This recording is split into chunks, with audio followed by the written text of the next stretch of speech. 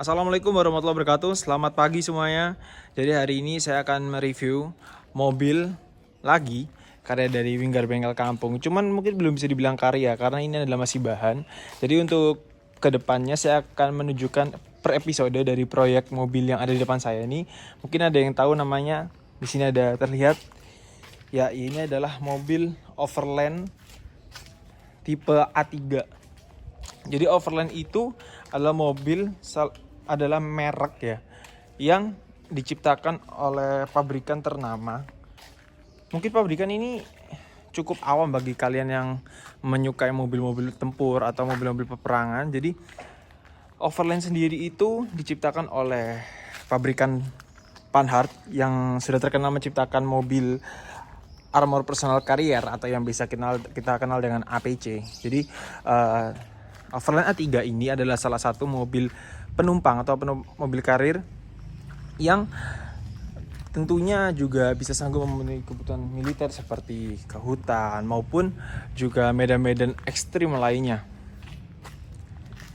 Jadi Panhard sendiri itu mungkin kalau ada yang belum tahu, itu tuh lahirnya atau adanya itu sekitar tahun 1980-an.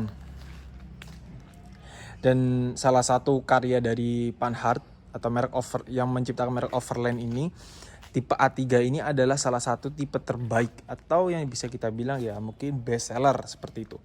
Di Prancis sana Overland A3 ini lebih dikenal dengan Avia A11. Jadi lebih populer di sana itu dengan mobil yang bernama Avia A11. Dan mobil ini uniknya memakai mesinnya itu adalah mesin P-Shop tipe XUD 9 turbo diesel SOHC 1900 cc. Nanti kita bakal cek dengan transmisi 4 percepatan tentunya juga ya, 4x4 dong. Jadi mobil ini memang tidak diproduksi secara sipil atau secara massal. Oh ya, ini sebelum saya bakal cek secara detail, saya ingin jelasin latar belakang mobilnya. Karena mungkin pasti banyak kawan-kawan off-roader atau otomotif lainnya juga yang mobil apa sih ini kok unik banget 4x4 lah gitu kan. Kayak jarang dilihat juga, karena memang mobil ini juga gak diciptakan buat sipil gitu loh. Jadi awal mula dari mobil ini diciptakan oleh civil engineer Cornell 4x4 yang dulunya itu di zaman Perang Dunia Kedua. Mobil Jeep seperti kayak Jeep Willys ya di Perang Dunia II itu banyak yang pasti bekas perang kan. Jadi kondisi itu udah kayak bangke banget, udah nggak terpakai lah, udah jadi sebatang kara kayak gitu. Nah, sama si Cornell 4x4 ini dirubahlah mobil-mobil bekas tadi itu menjadi mobil untuk peternakan. Jadi dirubah mobil seperti Willys itu menjadi kebutuhan sehari-hari seperti itu.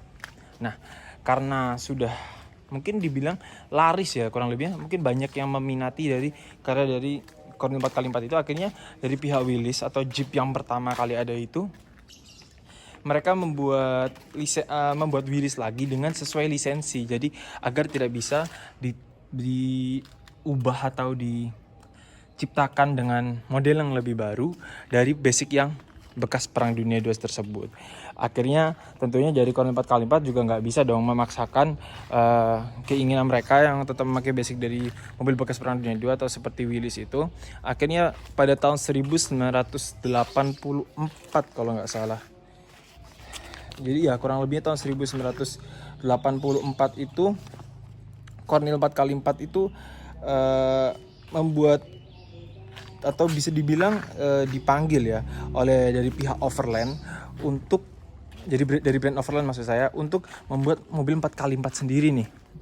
Dan akhirnya terciptalah di tahun yang sama Overland tipe A3 ini yang pada saat itu hanya dipakai tentara Prancis. Tapi lama-kelamaan dari tentara Prancis yang memakai itu yang sudah memang cukup menarik dan memang reliable lah untuk di sana. Akhirnya banyak negara-negara lainnya juga mengimport atau suka dengan mobil ini. Dan pasti bertanya-tanya nih, kenapa kalau dipakai di Prancis bisa di Indonesia nih kok ada sih mobil ini? Ya, jadi awal tahun 90-an di Indonesia ini dari pihak Overland itu ingin mengirimkan atau mungkin lebih tepatnya memperluaskan pasar mereka di Asia ini, terutama di Asia Tenggara. Akhirnya mereka berencana untuk membuat pabrik di daerah Timur atau yang sekarang bisa dikenal Timur Leste, yang memang pada saat ini udah nggak masuk ke Indonesia tentunya. Nah akhirnya mereka untuk uji coba, karena kan sebelumnya hanya di wilayah yang dingin seperti Prancis, Eropa, Amerika seperti itu. Akhirnya dia mencoba dari pihak Overland sendiri untuk adaptasi nih, kira-kira mobil ini nih cocok gak buat di daerah tropis seperti salah satunya Indonesia ataupun di kebanyakan di Asia. Akhirnya ya dicoba dengan cara yang saya bilang tadi, karena ini bukan mobil sipil tentunya di Indonesia. Jadi mereka memberikan mobil ini atau ya seperti tes di wilayah Indonesia, tapi jatuhnya belum membuka pabrik. Akhirnya dia menyumbangkan mobil mereka ke pihak Marinir Indonesia dan juga Dishub kalau nggak salah, atau mungkin BUMN yang ada pada saat itu. Dari tipe yang short wheelbase pakai kanvas hingga yang long wheelbase yang modelnya pickup kayak gini nih. Jadi dia agak lebih panjang dikit, dan ini udah model pickup kayak gini nih. Kalau yang biasa di Marinir itu dia yang setahu saya kayak yang Overland yang volume 1, 2, 3 itu dia yang short wheelbase. Nah ini saya agak kaget nih, long wheelbase ternyata mobil ini itu bekas radio RRI kalau kalau penonton tahu ya. Jadi zaman itu radio RRI itu pakai mobil ini. Bahkan pada saat ditemuin atau kita beli mobil ini, itu tuh masih ada kayak itu radionya itu masih lengkap di daerah sini tuh, masih ada kayak radio putih, nanti bakal aku tunjukin. Itu jadi bekas radio RRI, masih ada kayak pemancarnya gitu. Jadi itu masih ada kayak apa ya, kayak dibilang kontainernya kali ya. Jadi emang mobil itu masih kondisi jalan, cuman karena mau direstorasi ulang, mau dimodif tentunya dengan yang mungkin nanti juga bakal dibuat tetap model pickup, cuman mungkin dibuat lebih off-road lah. Tentunya juga pasti mesinnya diganti, semua ini bakal diganti kayak gitu. Ya jadi sedikit kembali ke sejarah. Jadi ada sedikit ketidakcocokan ternyata mobil ini di wilayah kita yang tropis, terutama di Indonesia maupun di beberapa negara Asia lainnya. Karena di mobil ini mesin dari Peugeot 1900 diesel SOHC ini memiliki karakter mesinnya udah nggak ada ternyata guys. Jadi mesin udah nggak ada, tapi mesin dari Peugeot 1900 SOHC ini memiliki karakter yang gampang panas, overheat. Jadi mungkin kalau di Eropa sana nggak masalah karena udaranya identik dengan dingin, atau ya suhunya itu nggak sepanas terutama di Indonesia ini atau di wilayah tropis di sekitar Asia.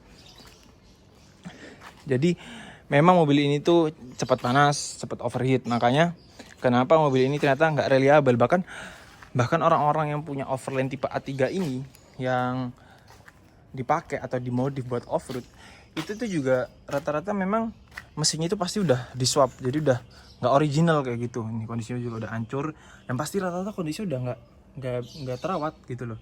Karena ya memang mobil ini pada saat digunakan oleh Marinir maupun BUMN yang pada ada saat itu seperti RRI ini, itu memang kondisinya juga udah rusak. Karena ya itu saya bilang tadi, mesinnya udah overheat, mungkin rusak, jebol. Akhirnya mobil ini ditelantarkan seperti itu saja. Tapi karena 4x4 entusias ya, atau yang suka 4x4 ini, lihat mobil 4x4 tuh rasanya kayak nggak bisa diem aja tuh. Akhirnya mereka ya udah lihat basicnya 4x4, akhirnya mereka yaitu diambil mobilnya, di swap engine-nya. Karena yang menarik dari mobil ini, bagian chassisnya ini, tekukannya ini udah tinggi. Jadi travel dari mobil ini tuh udah tinggi banget gitu loh. Jadi nggak perlu kalau yang ekstrim tuh nggak perlu dipotong chassisnya dinaikin, dan per-pernya ini juga udah kuat. Jadi seperti Overland sebelumnya itu chassisnya itu nggak dirubah.